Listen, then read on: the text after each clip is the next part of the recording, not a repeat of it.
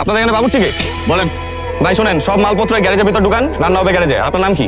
আমার নাম জানেন না, আমি পুরান ঢাকা হালকা বাবুর্চি। ভাই আপনি হালকা হইলে আমি কি? আপনি পাতলা। আজকে 4 দিন বিয়া, ঠিক আছে? তেল লবণ কিন্তু আমি সব চেকে রাখবো, কোনো খাবার যাতে খারাপ না হয় বলে দিলাম কিন্তু। এই আপনি টেনশন করেন না, আমার তাতে করো।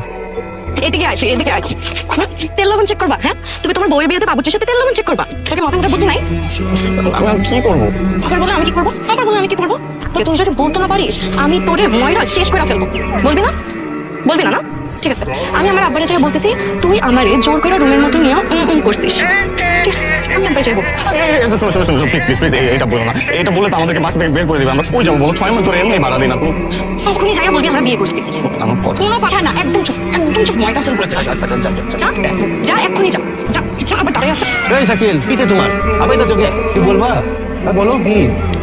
জি চাচা, আমি আসলে তো গামাইতা চোখে হ্যাঁ কি কও তো?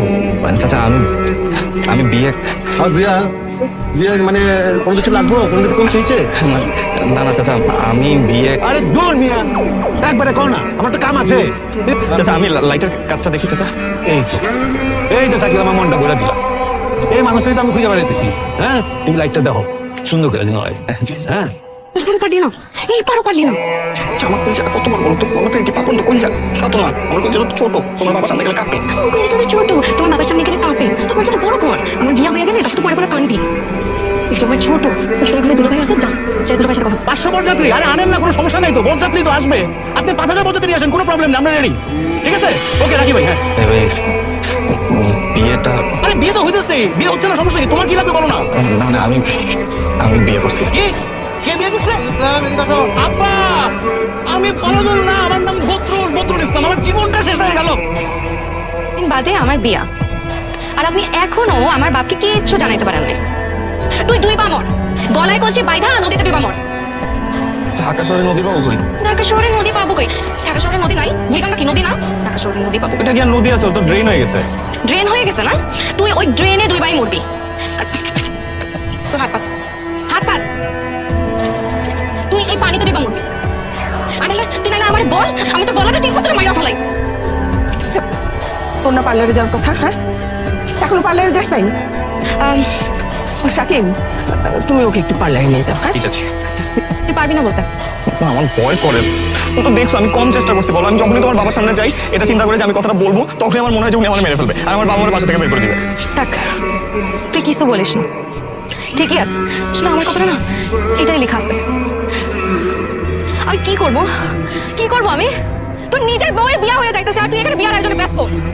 আমি যে তোমার বউ, তোমার কি কোনো ফিলিংস নাই? হ্যাঁ, আমি কিভাবে বুঝবো বলো তো?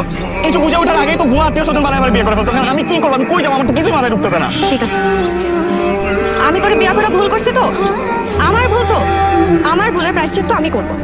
আমি এক্ষুনি যাইয়া এই গাড়ির নিচে নাচতে। না না না, তুমি কি বলো এগুলা? না, না, তুমি এগুলো কিচ্ছু করবে না, তুমি এরকম কিচ্ছু করবে না। আমার মেরুদণ্ড নাই, আমি কাউকে কিছু বলতে পারি না। এই যে তুমি আমাকে এত বকো, এত মারো, আমি কি একবারও রাগ করি? একবারও মন খারাপ করি? সবচেয়ে ইম্পর্টেন্ট কথা হচ্ছে আমি তোমার সাথেই থাকতে চাই।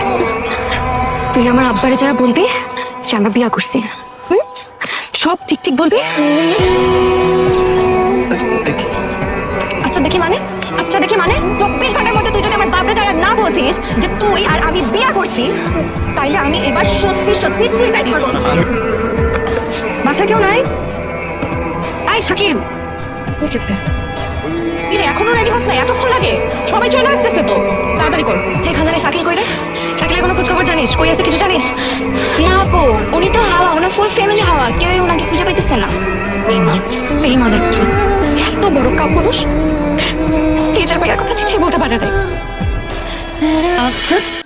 আমি তোমাদের কাউকে না জানিয়ে শাকিলকে বিয়ে করে ফেলছি।